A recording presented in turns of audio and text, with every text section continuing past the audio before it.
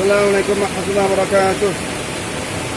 Alhamdulillah ikhwan akhwat, di hari yang penuh berkah ini, hari yang ke-29 Ramadan 1440, saya diamanahkan Ketua Puja Subuh Aceh. Doa pada Allah, ya Allah, ya Allah, ya Allah, 2019 ya Allah, mudahkan ya Allah, antara waktu mustajabah ya Allah, waktu hujan turun ya Allah, ya Allah, ijabahkanlah doa saya dan kawan-kawan ya Allah. 2019 menyambut dan menjemput subuh seramai Jumat di markas kita ini, Masjid Teguh Umar, Kopiah Makatuk, ikon perjuangan Aceh. Ya Allah, dari masjid inilah harapan saya dan kawan-kawan yang membela, mendorong, mendukung saya, kawan-kawan semuanya. Bergelora, bergelombang, subuh seramai Jumat, subuh seramai Jumat, subuh seramai Jumat dari Aceh, menggempar, menggelogar, bergelombang ke seluruh Nusantara dan internasional. Allahu Akbar, Allahu Akbar, Allahu Akbar.